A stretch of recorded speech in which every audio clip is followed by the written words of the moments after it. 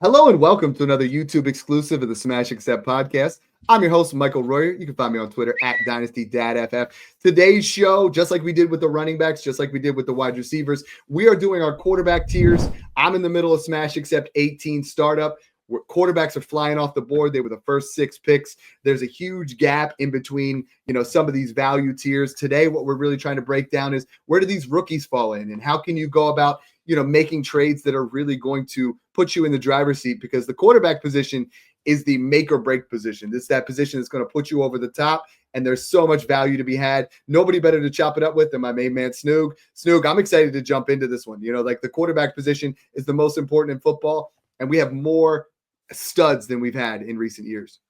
Yeah, if you're not playing super flex leagues yet, figure it out. You got to do it. No more one quarterback. Make the little tier up action and join the big dogs in the super flex leagues. But I'm leaving every single startup I do with 2 quarterbacks in the first 4 rounds, unless I'm feeling good and I feel like I can get like a Goff, Trevor Lawrence type in like round 5 or 6. But I'm loading up on these quarterbacks, especially if I can get a Mahomes and a Jayden Daniels, or if I can get a Mahomes and a Jordan Love, or a Lamar Jackson and a Drake Maye, or a CJ Stroud. Like, I love leaving my drafts with those guys and then just spamming wide receivers. That's the Smash Accept way. Load up on cornerstones, and let's jump into this one. All right. So without further ado, if you guys are doing a startup, if you guys are interested to see rookie pick equivalents, if you want to see a top 250 players to help you with your draft, or have assistance for myself or Snoog, now is the time. You're going to check out the link below. It is our Smash Accept Discord through Patreon. Smash Accept, or patreon.com/Smash Accept gets you access to both of us. We will put you in the driver's seat to Snoog and I 4 and 5x our money every year. If we show you how we do our startups, you're going to love it. So without further ado, we're on to that 101. It shouldn't be anybody else. To me, I see people debating, but Josh Allen is the 101. He's the QB1. It's no debate. He's been a top 2 quarterback every year since 2020. Like every year, my man finishes inside the top 2. This year, with no weapons. We're going to talk about these next 2 guys, and they're chalked with solid tight ends. They got really good wide receivers. Josh Allen's out there rolling with, Khalil Shakir, Keon Coleman, Dalton Kincaid. I hope they invest in another wide receiver. There's rumor that Stephon Diggs could make his return back to Buffalo. But Josh Allen is just him. He is out there putting up RB1 numbers as a quarterback, and then he's also putting up QB1 numbers. Like, if you split his passing, he's still a top 12 quarterback. But if you take his rushing stats, he's a top 12 running back. Like, you're getting an RB1 and a QB1 is the same player. And some people are like, Dad, I'm not sure if I want to invest in Josh Allen. He is the 101. Don't debate it. He's the QB1. He's very difficult to trade for. If he becomes available in your league, you go out there and you try it. Because I'm seeing guys getting him for Jalen Hurts in a first. I'm seeing him for Caleb Williams and a first and a second. And I'm like, Josh Allen is the truth. He's not going away anytime soon, because I think he's going to have that longevity, Snoog, where I think he's learning to be a better passer. He's moving around in the pocket. He has pinpoint accuracy. Once we start adding weapons, once we get to the next level of Josh Allen's career, maybe he rushes a little bit left, but he's had 10-plus touchdowns in multiple seasons. He is a big style running back, quarterback that's going to run it in no matter what. So who's number 2 for you? Because this is where the debate starts a little bit. I don't think you and I are debating it very much, but the Dynasty community as a whole is really strong in between these next 2 guys. Yeah, it's Lamar Jackson for me. And why? Because he's a 2-time MVP. He's a guy that's had 480-plus fantasy points and 6-point passing in 2 straight seasons, or not 2 straight seasons, but 2 seasons. He's what everybody thinks should have been a back-to-back MVP, which would have made him a 3-time MVP. Everyone always was worried about Lamar Jackson and his passing upside. Can he do it? Is he good in 6-point passing? All this. 4,100 passing yards and 41 passing touchdowns. That's 2 seasons he's had in his career with over 36 passing touchdowns. He can get it done with the right weapons. Isaiah Likely, Zay Flowers, Mark Andrews, all healthy going into the season next year. They just brought in DeAndre Hopkins, who's going to be a contested catch, possessional vet for him. That's a safety blanket. Rashad Bateman's healthy, had a big breakout season last year. I don't think that there's a doubt that they go another wide out in round 2 or round 1 this year. There's a chance they could. Probably going to go defense, but a Jayden Higgins in round 2 or one of those big possessional guys that complement Zay Flowers is really possible. And not to mention the best part about Lamar Jackson's game, in every single season, that's 7 seasons that he's played in the NFL, he's had 695 plus rushing yards in every single year.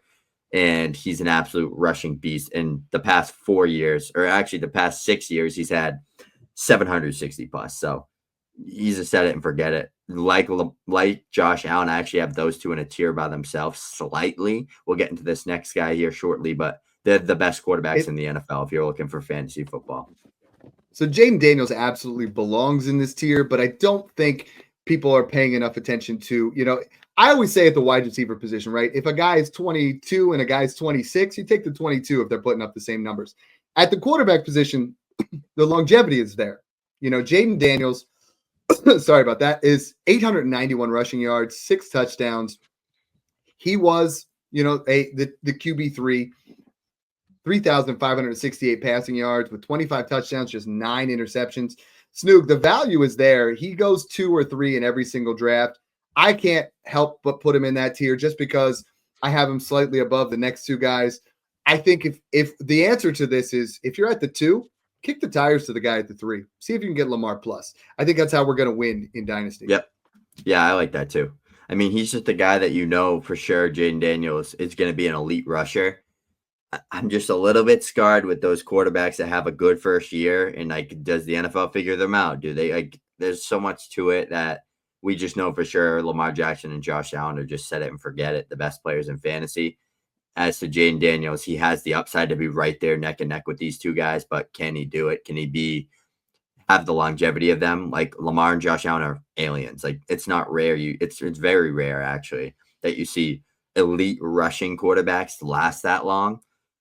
I just get a little bit worried with Daniels and his goofiness of running 100 miles an hour right into defenders and not sliding, and just the little things like that probably don't matter, but just give me a little bit of a concern compared to the other 2. But yeah, he's definitely above Burrow and Hurts for me as well. Joe Burrow is a very interesting one because, he finished this past year as QB3. I think if you're in 6-point passing, and we're not putting him in tier 1 yet, but he is damn close. He finished as a QB3. He had 15 games where he finished inside the top 18 quarterbacks. That is super consistent. He had 14 games finishing as a QB1. He has the 2 best combination of wide receivers. You could argue Puka and Devontae, but T. Higgins and Jamar Chase, from the dynasty perspective, Joe Burrow is him. Joe Burrow in 6-point passing, there is nobody I would rather have at QB4. I think you could argue him at QB3. I would try to trade to get Joe Burrow. Compared to the other 3, you can get him in trades. The other day I traded JJ McCarthy in the 103 for Joe Burrow, and I'm like, JJ McCarthy could be great. However, Joe Burrow already is. And I think when you look at these, Burrow, Allen, and Lamar, all 28 years old. Jayden Daniels, I know he was a rookie, but everybody acts like he's 21. He's 24. He is not. He's not a spring chicken. He's not like Caleb Williams, where you're talking about he's just turning, 22. 21, He will be 25 in season, so towards the end of the season, but still, that's a 3-year gap. Give me Allen, give me Lamar, give me Burrow wherever I can, if I can tear off a Daniels into Burrow. Jalen Hurts is the forgot about guy here. I have seen him in startup, Snoog, sharp leagues, in both the Smash leagues. He went 105 in both that I've done in the offseason. I've seen him fall to 112, 202. Just stop. Jalen Hurts has been a top 5 quarterback every single season he has played. Why are people starting to shy off of him? 4 seasons with 10 plus rushing touchdowns, and it's not going away. Everybody's saying, let's ban the touch push. You can't ban something if nobody else is good at it. They're the only team good at it because of the elite offensive line and because of Jalen Hurts. That's not going anywhere. That offense is elite. The O-line's absolutely phenomenal. There's A.J. Brown, Devontae Smith, Saquon Barkley, Jahan Dotson. They got weapon, Dallas Goedert. It just screams fantasy football goldmine, and Jalen Hurts is the leader of that offense. Nothing changes for me there.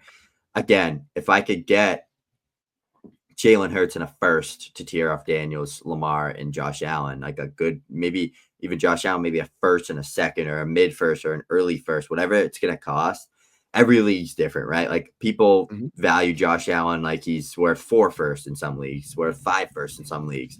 And then there's the 3.5 first, like normal headed leagues where they value him. But Mhm. Jalen Hurts is a guy that has the same upside as those guys that we listed above, the Jayden Daniels, Lamar Jackson, and Josh Allen. And why, Dad? Because he can score 10, 15 rushing touchdowns in a season. Mhm. It's just a cheat code in 4-point or 6-point passing. And I'm glad you brought that up because our S tier of Josh Allen, Lamar Jackson, Jayden Daniels, those guys are worth 3.5 firsts. 4 firsts is a little crazy, you know? And when we do those, when we say that, I'm not making a blind trade of 3.5 firsts, like 3 firsts and a second for Josh Allen.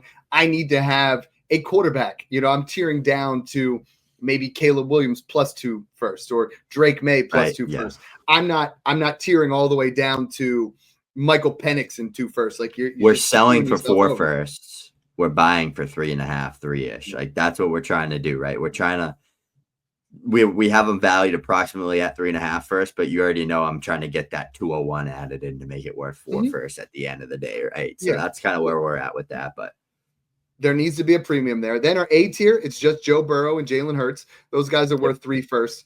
And then we get to the guys that are in tier 3. And I think this is an area where you can really start to make some money. Is those guys, everybody knows those guys are legit. They're going 1 through 5 in startups. There's no debate there. The next guy used to be in that area. Now he's going late first startup. I think, you know, he's still 29 years old.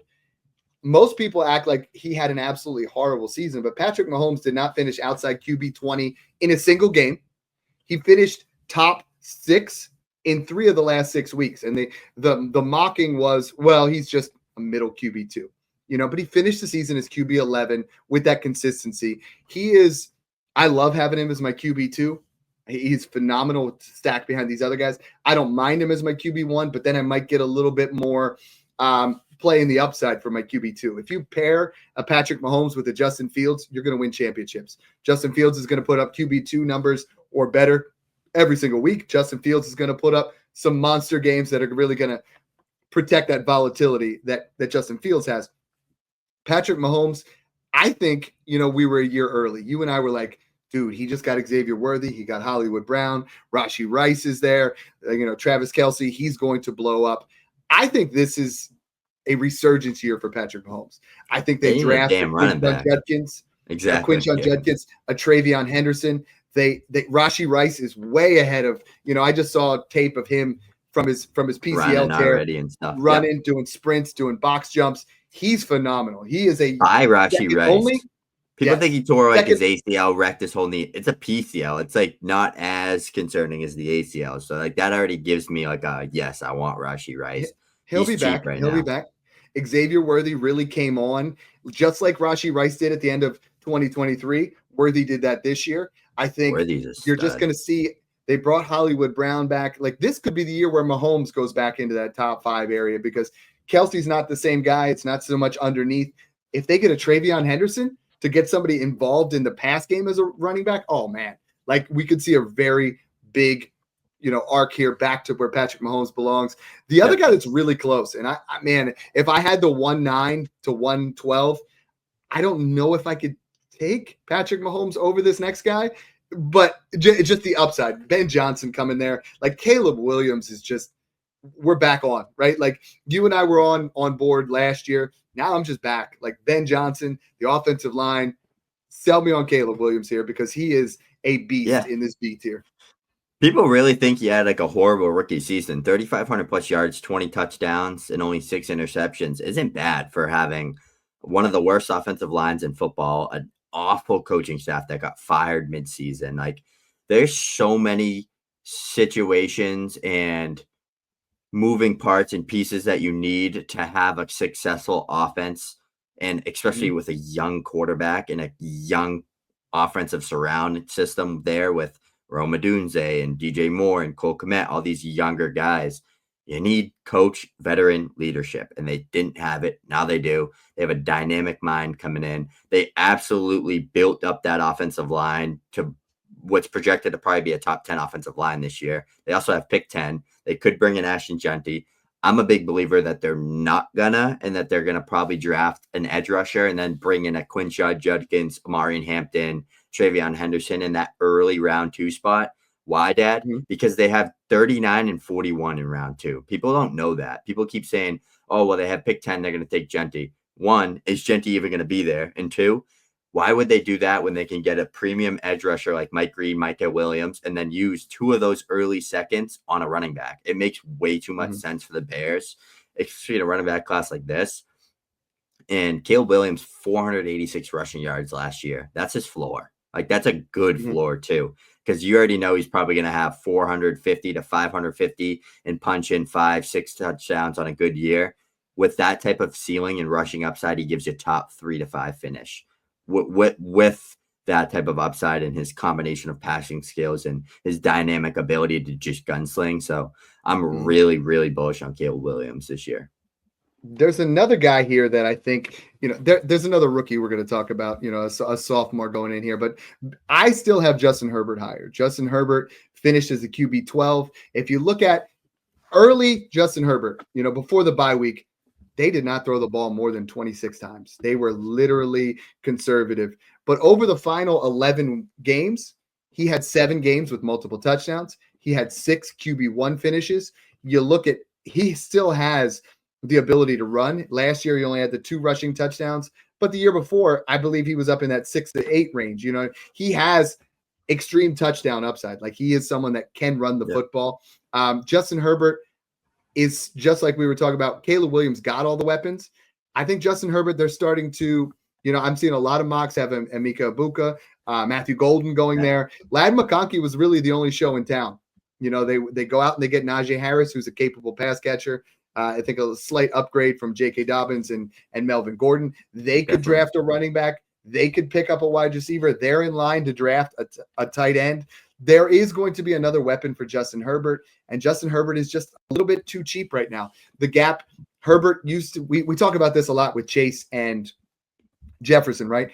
Every single year you were able to flip-flop back and forth, get a little bit more, right? Jefferson's worth more than Chase. Now Chase is worth more than Jefferson. Herbert used to be worth more than Burrow. Burrow is worth considerably more than Herbert, but I think that gap starts to close a little bit more here. The only difference is Burrow's defense is pure trash.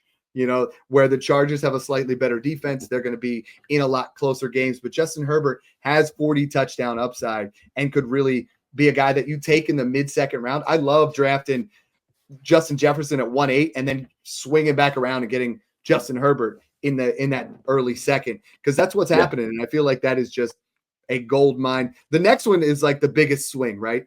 Like baby Justin Herbert.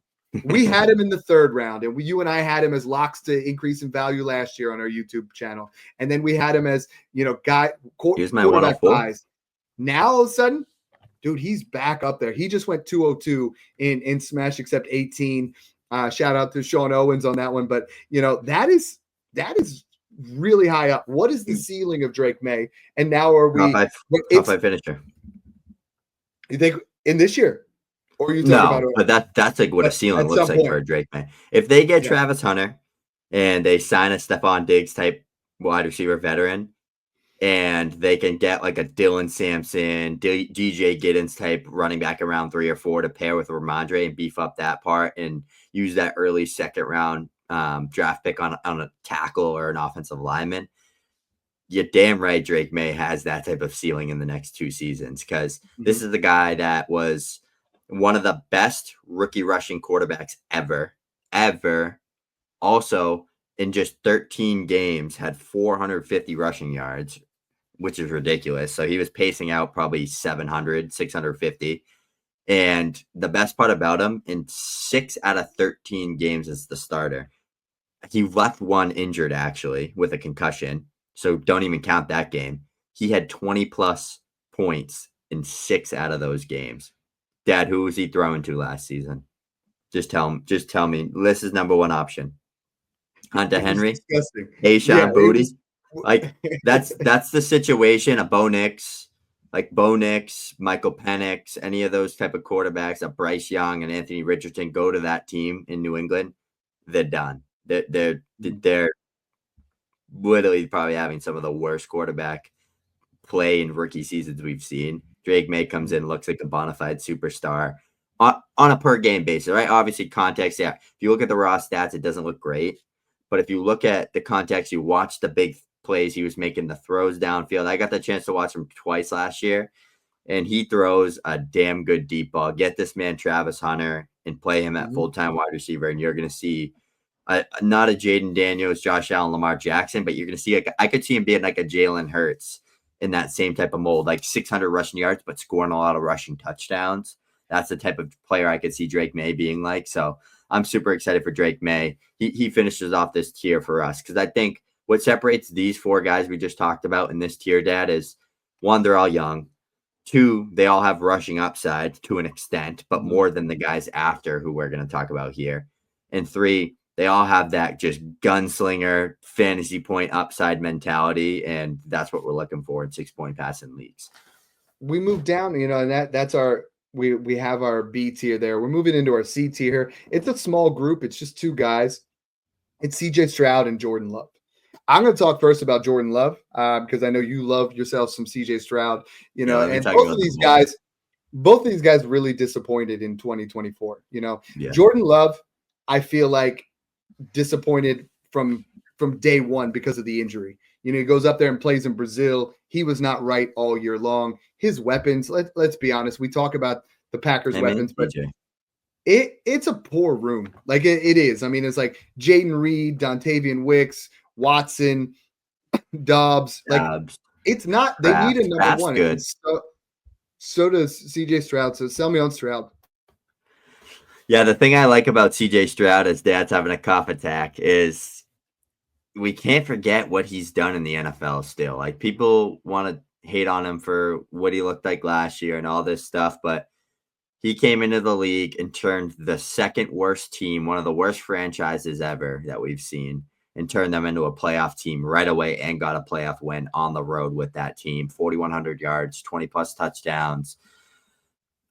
He had 26 total touchdowns. He had 3 rushing touchdowns. And then that was only in 15 games. And then it's like, okay, Dynasty QB3, people are super high on him. And then he comes out and just disappoints last year. The Texans had the worst offensive line in football, and it's not close. I don't care what anybody tries to tell you, the Bengals, the Patriots. The Texans' interior offensive line was letting up multiple sacks a game. You don't see that. It's usually your tackles off the edge. You're letting defensive tackles get to your quarterback within seconds. And I think CJ Stroud still would have made it work because he had a lot of good upside flashes this year. If Nico Collins, Tank Dell, and Stephon Diggs didn't all get hurt for most of the season, and if they were healthy for a lot of the years. But where CJ Stroud struggled the most and where he was looking at his worst was when he was throwing the ball to Xavier Hutchinson and John Mechie and Robert Woods. Because I went to that Jets game when Nico Collins, Tank Dell, and Stephon Diggs all weren't healthy, and it was horrible. Like, it was brutal to watch because that Jets defense was struggling all year, and they were making that Texans offensive line look like a peewee football team. Like, you can't make it up. So I really think that the new offensive coordinator, Nick Caley, I think they're going to bring in Emeka Egbuka or Matthew Golden at that pick 25, or they're going to use it for Tyler Booker or one of these guards, Calvin Banks, one of these tackles or guards. They brought in some veteran leadership on the offensive line, completely revamped it. Nico's healthy. Mixon's healthy.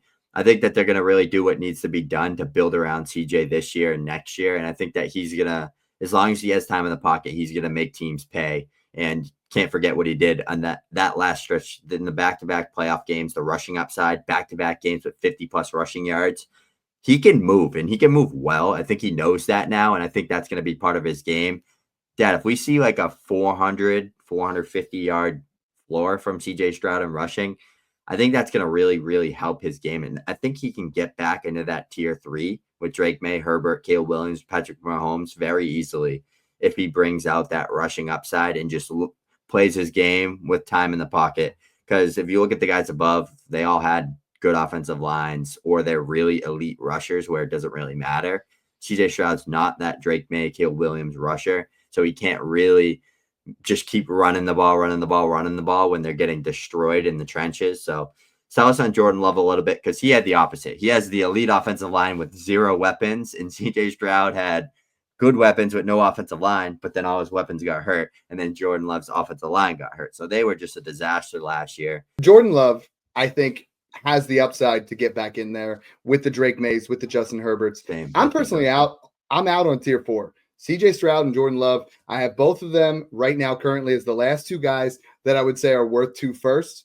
But I'm trying to tier down into tier 5. I think tier 5 is going to be a phenomenal area to really pick up some value. The first guy is Kyler Murray. Kyler Murray, every single year, has finished as a top 10 quarterback. He's someone this year, again, he finishes QB 10. Everybody acts like he was absolutely horrific. He did not pan out with Trey McBride, with Marvin Harrison Jr., but I think we see the ascension of Marvin Harrison Jr. I think Trey McBride is, arguably the tight end 1, tight end 2, and you're going to see a phenomenal season from Kyler Murray again. I think he's a great value right now in your startups. You're seeing CJ Stroud and Jordan Love go late second. We're starting to see Kyler Murray and these other guys go in mid-third, late third, where if you're at that, if you're in a what we say is a 3-round reversal, you're getting a lot of these guys in the early third. If you picked 101 and you took Josh Allen, you could potentially be getting Kyler Murray, Bo Nix, Brock Purdy at that, when you're talking about that 312, 401 turn. I love Kyler Murray here. I know you're starting to buy in on Bo Nix. I think Bo Nix has really started to ascend up boards where, someone in the rookie process might not have been a believer, but you've seen enough on the tape where it's like, I think this guy's got what it takes. Yeah, I always liked Bo Nix over Penix, but I didn't really like either at all, and I didn't think either of them were going to be a first-round pick. The best thing about Bo Nix is he was another one playing with a misfit room of weapons and still came out there and was just an absolute gunslinger.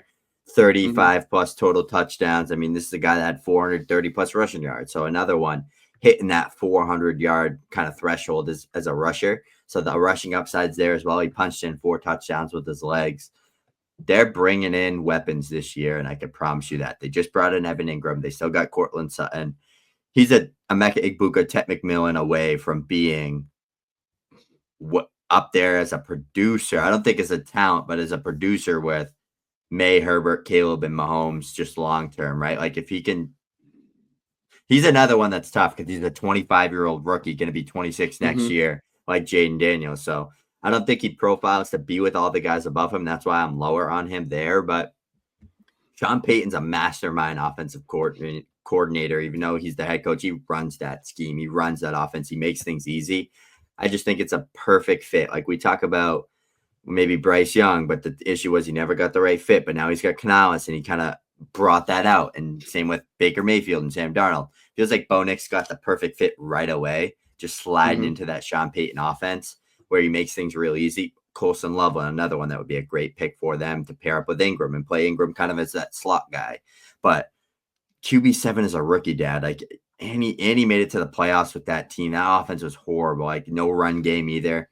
I just feel like that you can't really say anything else. Like, there's no – it was a hoax, this, that, and the third. Yeah, maybe if he was on the 49ers or the Vikings and he had that elite offense, but he didn't. So what he did was really good as a rookie. I love that you said that because I'm going to change it up on you here. I'm taking J.J. McCarthy next. J.J. McCarthy, 22 years old. I liked better in the process than Bo Nix. He already has all that in there. They improved the offensive line. Sam Darnold just finished as a top 10 quarterback. J.J. McCarthy is considerably more talented than Sam Darnold. I know the risk is there. I was going to say Cam Ward at this spot, but for me, J.J. McCarthy would be the QB1 in the 2025 class. I think J.J. McCarthy is going to continue to rise up boards, and I would not be shocked with his rushing upside, which is similar to Bo Nix, with the offensive line, with the weapons, Hawkinson, Jefferson, Addison. He could finish as a top 12 quarterback this year, and he's younger than Nix, and he's in a in a system that, let's be honest, that offensive weapons and system that they run there in Minnesota is unbelievable. And I know you don't like Cam. Yeah, you don't like Cam Ward in this situation. What I want to preface to everybody is tier 5 is huge. Tier 5 is our D tier. This is pick your guy. So when you're talking about values, I have all these guys worth the 103 to the 106. I would not pay the 103 for Cam Ward. I'm not going to draft him at the 103 in any particular draft. But if he goes 1, he's going to be worth the 103, 104. I'm not necessarily drafting, but I'm saying value-wise, he's in this tier for me. Yep. I personally like these next 3 veterans we're going to talk about. You got Brock Purdy. I got Baker Yeah. Mayfield. Like I'm all Yeah. in on Purdy, Mayfield, and Goff. Like I'm skipping over CJ Stroud. I'm skipping over Jordan Love. I'm skipping Kyler Murray, Bo Nix, Cam Ward. Give me these three guys because Yeah. they've This is been the doing money it. They've range. been Yep. back-to-back seasons on all three of them. Purdy's been top 12 twice. Baker's been top 8 twice. Goff's been top 6 twice. Like these guys are just the new Kirk Cousins. Like people they don't have the trade cachet, but man, do they put up the points. That's what I'm saying with Purdy. He's about to get a monstrous contract. There's just no situation. I have Cam Ward QB1 by a mile in this class. I like Cam Ward. I think he's a good player. I think he's a good quarterback. He has good upside. I just don't think, even if he goes to the Giants, even if he goes to the Raiders, it's not a better situation than Brock Purdy with the 49ers. So there's no room for me to be like, yes, I'm comfortably taking Ward over Purdy. And the thing is, they're like the same age. I think Ward's another 23, 24-year-old rookie quarterback 23. prospect. So it's Purdy's just 25 and he's about to get a 5-year max contract with the 49ers. So it's tough for me. Cam But Ward I is mean, Purdy's 22. okay. I had to look it up. He's a little bit younger than what's he going to be 23 when he's a rookie? And Probably Brock's something 25. So, but you're probably getting something like that. But I think you get Purdy plus. This is why in we do every tiers. league. This is why we do tiers, right? Because it's the values with Ward and the upside of being that rookie guy, a refresh, kind of resetting the button. But I think you're hoping to get a Brock Purdy out of Cam Ward, like as the upside. So I think I'd lean Purdy here with the 49ers and what they're going to rip it down a little bit and kind of retool the roster a bit, which they need to do. But he's going to be their guy for the future there. So I like it. And that's why I like JJ McCarthy over Brock Purdy right now. Is like he's going into a situation that's going to be elite. He's San Francisco 22-year-old might be Brock down Purdy, a year or two. right? Yeah, he's literally they're 22-year-old both Brock Purdy. Yeah. A little bit more athletic. The guy that I love is Baker Mayfield. Back-to-back 4,000-yard seasons. This particular season, 4,500 yards, 41 touchdowns. I know Cohen's gone, so that is definitely going to have an effect. Godwin's back, but I think you're going to still see him at least as a fringe QB1. He offers a little bit of rushing upside. Him and Jared Goff, man, they just get it done. I'm buying them everywhere I can. I traded Joe Burrow the other day for Jared Goff and 2 firsts. And one of them 26, one of them 27. Jared Goff he just finished as the QB6 Snoog. And we talk about the Vikings offense. That Lions offense is elite. Dan Campbell and company are not going anywhere. They got Amon-Ra, they got Jameson. They're only going to continue to build on this offense, not to mention, the most electric running back in football with Jahmyr Gibbs. Jared Goff is downright sexy if you can get him in this D tier. The last guy, and this one we might catch some heat on. You and I both said that he's a major buy. I still think he's worth that 105, 106 range. And in this year's class, I would rather have Trevor Lawrence than any quarterback in this class, even after multiple struggling years, because now Cohen's going from the Bucks. Now he's in Jacksonville. I think we're going to see a really good season from Trevor Lawrence. If you want to talk about who's probably the best value in this entire tier, it's Trevor Lawrence, and I think he can end up being that best value. I mean, if you look at 2022 and 2023, again, a team with no offensive line, horrible defense. He had back-to-back 25-plus total touchdown seasons, back-to-back 4,000-yard passing seasons, all without Brian Thomas Jr. He gets Brian Thomas Jr. Sadly, he's injured for more than half the season, battling through injuries, just things aren't looking good for his shoulder. Tons of hiccups and hurdles for him to kind of get through. Travis Etienne was injured as well. Just not a good year for the Jaguars in general. I think Liam Cohen, a healthy Etienne, a healthy Bigsby, bringing in someone stud at 5. Maybe it's Will Campbell to get Trevor Lawrence, that protector on the outside. You got Brian Thomas Jr. You got all these weapons for him to throw the football to. A healthy Gabe Davis, Brenton Strange, Parker Washington stepping up, taking a wide out on early round 2, maybe a Trey Harris or one of those, Jalen Royals, an Eli Minor, a safety blanket type player. Trevor Lawrence with Liam Cohen can be dynamic. And we saw Baker Mayfield with Liam Cohen. And it's funny because it's like they're almost, Trevor Lawrence and Baker seem like they're having a similar career path and arc right now. Like they both had the bad rookie year, or Baker had a really good rookie year and then kind of started falling off after that. Trevor Lawrence had a bad rookie year and then started getting better after that. And now he's dipping back down. So it's kind of that bumpy curve that they both went through. But I think Trevor Lawrence in this tier has the best upside. So we've now listed 20 quarterbacks who are worth a mid-first or better. We are in the prime of quarterback territory. You know, our landscape for quarterbacks, it's elite at the top, but we still have another 15 guys who I would say I'm comfortable starting. Now, this next group, I'm only comfortable starting as QB2s. You know, like they don't have the same value, whether one thing or another, where they had a down season, where they have injury concerns, whether, you know, there's someone that we don't necessarily trust. But we have 5 more guys. That would be 25 quarterbacks who are worth a 25 first. The rest of this tier, we go into F tier. Do we call it F tier? We don't call it E tier. We go down to that next tier, and we're talking about Dak Prescott, who was phenomenal for multiple seasons. He could be the best value by far in this tier, I think. And he falls into that spot where it's like he's got the weapons, and they have a poor defense. He's going to have to throw a lot. You got Bryce Young in here.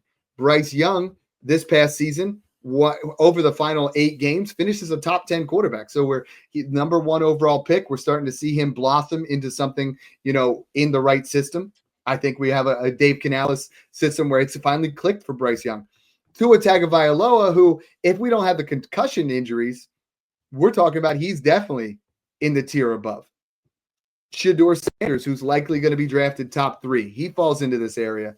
Michael Penix Jr., who, you know, a lot of people love. You and I are pretty far out on him. I mean, some people are going to be mad we don't have him in D tier, but didn't love him in the process. He only had 1 solid week as those 4. For me, the best value here for me is Justin Fields. Justin Fields is a QB1. Like he's going to outscore everybody in this tier if he's starting 17 games. Maybe Dak finishes above him because Dak's just a friggin' gunslinging machine. But Fields is like QB7, QB9, and QB6. Athlete. He's fun. I love watching. I love when he's a starter because it's just like a new highlight every week of him scoring an 80-yard rushing touchdown and throwing a 70-yard touchdown to somebody. So it's going to be real fun with Fields, I think.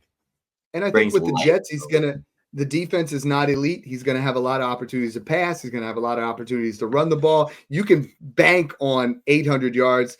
I wouldn't be shocked if he goes over 1,000, and he always has 6 to 8 touchdowns. Aaron Glenn is actually like a leader, like a substance coach that's like going to give you something. They brought in I think they brought the Lions passing game coordinator in as their OC. It's going to be, they brought a lot of Lions coaching over to the Jets. So it's going to be interesting. I mean, if there's any confidence I've had in the Jets, it's right now with what they have in their coaching staff, because it starts there. If he has 1,000 yards and 8 touchdowns, there has not been a single quarterback in NFL history who hasn't finished as a top 12 quarterback if they've ran for over 8 touchdowns. Probably top 8, right? If he probably be top 8. If he can really put it together, he could skip a tier or 2. Dude, I don't know if we're going to believe it, but he just needs to get good between the eyes. If he can figure that out, he's a top 5 quarterback. It's just we got Dak in here. What are you doing with guys like Bryce Young and Tua Tagovailoa? Because I feel like most weeks they're giving you middling QB2 numbers, you know. And I really try to take this whole tier outside of Fields and Dak. I'm adding a first to Penix, to Sanders, to Tua, to Young, and I want to get up. I want to move up. I want to get myself Stroud, one of those guys at least. Yeah. I'm trying to build myself elite, because at the quarterback position, always say you want to get 2 guys in the top 4 rounds. These guys are no longer going 4 rounds. These guys are going rounds 5, 6, 7. I think, maybe even round 8. I like how this tier is laid out. So the way I look at it is, I think Bryce and Tua in 6-point passing leagues, I'm comfortable if they're like my QB 2/3. If I have a Josh Allen, Lamar Jackson, Jayden Daniels, Joe Burrow, Jalen Hurts QB 1, and I could pair up Tua with Justin Fields as my QB 2 and 3, or Bryce Young and Anthony Richardson as my QB 2 and 3, just to have that upside spot at QB 2, but have the floor of one of these guys to be a consistent pocket passer. I think Shedeur Sanders and Michael Penix are literally just the poorer versions of Bryce Young and Tua Tagovailoa. Perfect. They're going to need great situations around them to thrive and even the way good. My comp for Penix was it's the truth. Was a light Tua, and Shedeur is kind of like Bryce Young. They're just they might get a better situation, but. Yeah, I mean, it's just the way, or maybe Shedeur's like drunk Dak, right? Like just like a worse version of Dak, like literally though. So people hate like when you talk bad about their favorite players, and it's nothing against the players. It's just the values, right? We play the value game in the markets. We'd prefer these guys over them. They're just not positioned to be as good as the others. The only one I could see is Penix because of the surrounding system he has, the coaching staff and stuff, just being a high-end game manager plus type. But Sanders, unless he's a Giant, like Shedeur Sanders goes through to the Giants, you're taking him over Penix easily, right? Because the age gap, he would go comfortably over Penix for me. Like and I think he's 3 years younger, doesn't have all the injuries, and he's going to be with Malik Neighbors and Brian Dabble. I think you got to say that, but he'd be over Tua for me. He'd probably be right after Dak, Bryce, and above Fields. But right, and some of the guys that we left off the list that are not quite there, Anthony Richardson and Sam Darnold are close. I think that, but after that, that's 27 quarterbacks. Jackson Dart, baby. Jackson Dart might get into that. So, guys, this was a fun episode. We really wanted to just bring in where these rookies slot in, how you should be going about your startup drafts. If you guys, want to get to the next level, join the Smash Accept Patreon. Well, that'll get you into the Discord to get you all of these rankings, tell you where they're at, tell you what kind of values each section has. So, hey, guys, thanks for tuning in and enjoy the process.